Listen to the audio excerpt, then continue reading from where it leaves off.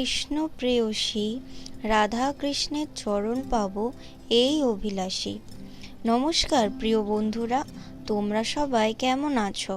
আজ থেকে আমি আর আমার পরিবার তোমাদের নতুন বন্ধু। আমাদের বাড়ি রূপনগর গ্রামে, আর আমি হলাম তোমাদের কমলা। এসো প্রিয় বন্ধুরা, তোমাদেরকে আমার বাড়িটা একটু ঘুরে দেখায়। ওই যে দেখছো, ওটা হলো আমার ঘর। আর ওই যে দেখছো এত সুন্দর আলপনা, সব আমার শাশুড়ির দেওয়া। আমার বড় মেয়ে গেছে পড়তে, ও আসুক, তারপর তোমাদের সাথে ওর পরিচয় করিয়ে দেব। মা, ও মামা, ওই যে আমার বড় মেয়ে চলে এসছে। আয় মা আয়, শিগগির এদিকে আয়, দেখ কারা এসছে আমাদের সাথে পরিচয় করতে। কারা মা, কারা এসছে? আয়, ওই যে দেখছিস ওনারা হলো আমাদের নতুন বন্ধু। আমাদের সবার সাথে ওনাদের নতুন বন্ধুত্ব, আর এই জন্যই তো ওনারা এসছে আমাদের সাথে পরিচয় করতে আর আমাদের গ্রামের পরিবেশটা দেখতে। ও মা, তাই বুঝি ওরা আমাদের নতুন বন্ধু? হ্যাঁ মা, কি মজা। তোর বোন কোথায় রে? কি জানি মা, আমি তো এই এলাম বাড়ি। আচ্ছা দাঁড়াও, আমি একবার দেখছি। জানো, আমার ছোট মেয়েটা এত দুষ্টু, কি বলবো।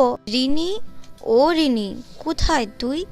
এই তো পাখি দিদি, আমি তো এখানে। কি হয়েছে? মা ডাকছে, চল, নতুন বন্ধুরা আমাদের বাড়ি এসছে, তাই মা তোকে ডাকছে। ও তাই বুঝি, কি মজা কি মজা। আয় রিনি, শিগগির এদিকে আয়। এই হলো আমার ছোট মেয়ে রিনি। ও কমলা, কমলা কই গো তুমি? ওই যে আমার কর্তা এলো বলে। এসো তোমাদের সাথে পরিচয় করিয়ে দিই। ও হ্যাঁ, ওনারা চলে এসেছে। হ্যাঁ, অনেকক্ষণ। নমস্কার প্রিয় বন্ধুরা, আমি হলাম বিজয়, এই পরিবারের কর্তা। কমলা, আমার হাতে বেশি সময় নেই, আমি মাঠে যাব, অনেক কাজ পড়ে আছে, আমি চলে গেলাম। আচ্ছা বেশ, যাও তবে। দুগ্গা দুগ্গা। এসো বন্ধুরা, এটা হলো আমার গোয়াল ঘর। আর আমাদের এই যে গরুটা, ওর নাম হলো গৌরী। এবার এদিকে এসো, ওই যে দেখছো, ওইটা হলো আমাদের ধানের গোলা।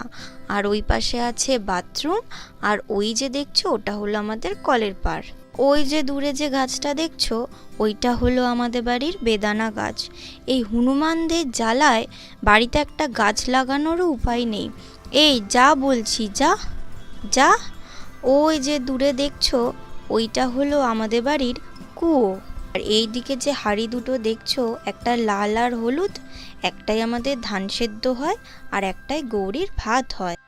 এসো এইদিকে এসো, ওই যে উনি হলেন আমার শাশুড়ি, উনি গৌরীর ভাত সেদ্ধ করছে। বৌমা, ও বৌমা, ওই যে বন্ধুরা আমার ডাক পড়লো। হ্যাঁ মা, যাই। বলছি বৌমা, আমি গৌরীর ভাত সেদ্ধ করে নামিয়ে দিলাম, তুমি এবারে ধান সেদ্ধ করার হাঁড়িটা বসিয়ে দাও।